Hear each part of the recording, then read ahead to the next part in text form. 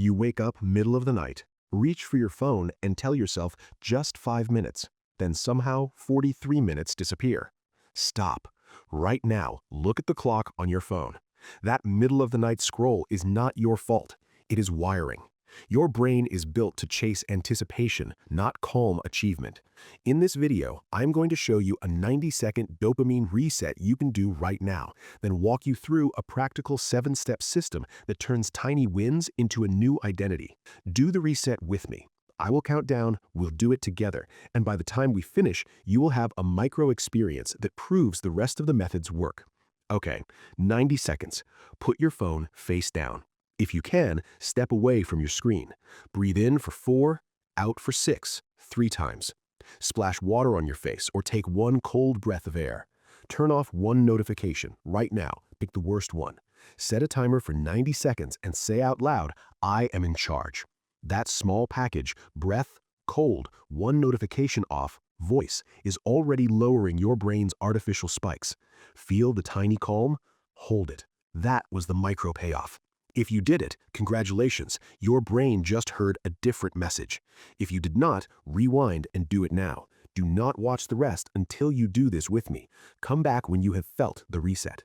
I'm going to show you a 90 seconds trick to reset your dopamine baseline instantly. But if you do it without understanding the dopamine chemical, it will fail within 24 hours. Why I made you do that first? Dopamine is not the pleasure chemical everyone thinks it is. It's the anticipation chemical. Your brain lights up when it expects something unpredictable, a message, a like, a cliffhanger. Those unpredictable spikes rewire your baseline until ordinary rewards, like finishing a chapter or completing a workout, feel dull. The 90-second reset lowers the background noise so ordinary things can be noticed again. That's the lever. Once you understand that, discipline stops looking like punishment and starts to look like engineering. Now, a simple story to prove this. A guy told himself he was not a runner. 1 minute a day, that is all he committed to. Day 2, 1 minute again. A week later, he was running 5 minutes. A month later, he hit 30. Nothing mystical happened except repeated, tiny evidence. His brain changed its belief from I am not a runner to I am a runner. That identity update is what we want. You do not convince the brain with arguments. You feed it data, tiny, consistent votes that add up.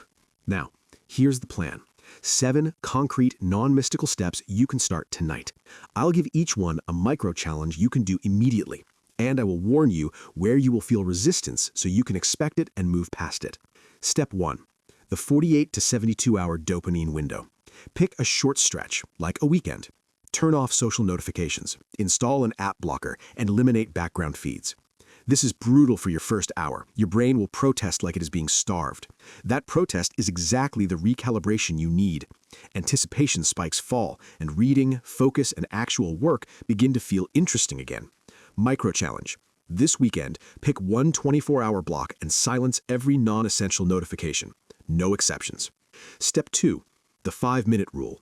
Tell yourself you will do any unpleasant task for 5 minutes only. Start the timer and begin.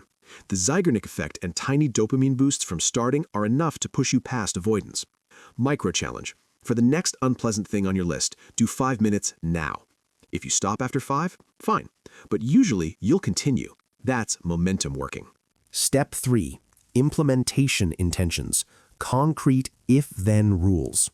If it is 7 a.m., I put on my shoes. If I open my laptop, I will work for 25 minutes. These scripting cues remove decision fatigue. Write 2 of these on a sticky note and stick them where you need them. Your nightstand, your laptop, your bathroom mirror. Micro challenge, write and place one implementation intention now. Step 4. Stack the odds. Change the environment so the cave person loses. Put your phone in another room, hide snacks, sleep in your workout clothes, pre-pack your bag. Visual and physical cues trigger limbic responses. Remove the cues and the impulse weakens. Micro challenge, take 10 minutes tonight and remove one trigger from where you work. Step 5.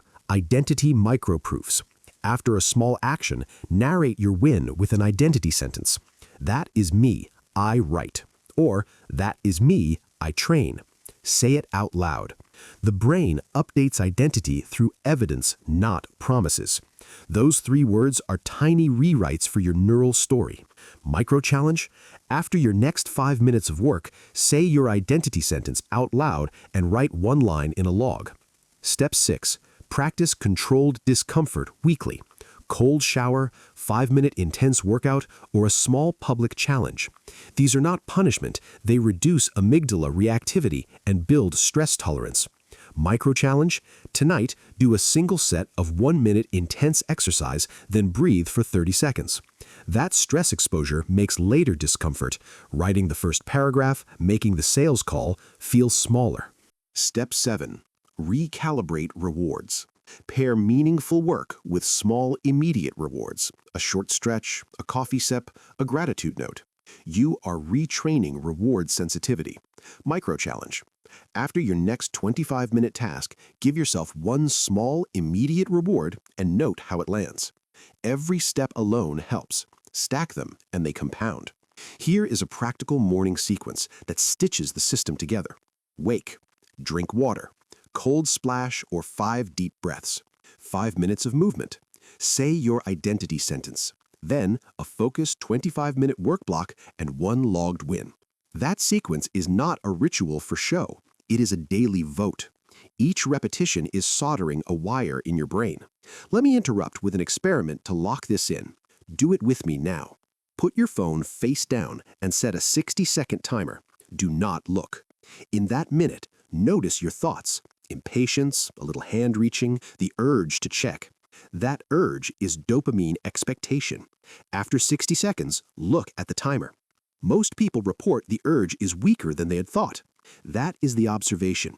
Anticipation feels larger than the action. Practice that small exposure daily and the anticipatory spike loses power. Now, common failure modes and what to actually do when you fail. Do not moralize. Do not call yourself lazy. Ask practical questions. What cue triggered the fall? Were you hungry, tired, or overstimulated? Did you remove the triggers? Adjust 1 variable and try again. Discipline is an iterative experiment, not punishment. If you find decision fatigue winning, reduce choices. Automate your morning, batch meals, set uniforms for meetings. The fewer friction points you have, the more willpower the CEO has for the important fights. Here is how to measure progress without delusion. Keep a simple log. Date, action you committed to, time spent, and 1 sentence about what happened. 10 minutes a day compounds into real change. After 30 days, you will have 300 minutes. That is 5 hours of high-quality work more than you had before, and your brain will start to accept the new normal. After 90 days, identity shifts. The evidence builds faster than you expect. We need 1 more slice of truth. Small wins must be visible and repeatable. That is why I want you to do a 7-day challenge. Tonight, choose one of the 7 steps, commit to it for 7 days, log your progress in the pinned comment or a journal, and report back. Do not try to change everything. Designers do not redesign an engine overnight. They change 1 part and test. You are the engineer. Start small, test, iterate. Before we close, 1 practical script you can use whenever surrender feels likely. Breathe, face the discomfort, say the identity sentence, start 5 minutes, remove 1 trigger. It is 3 actions and 1 small script, repeatable, simple, low friction. That is what wires new circuitry. Your future self is listening to every vote you cast right now. If you want to run this as a real experiment, I will post the 7-day challenge prompt below.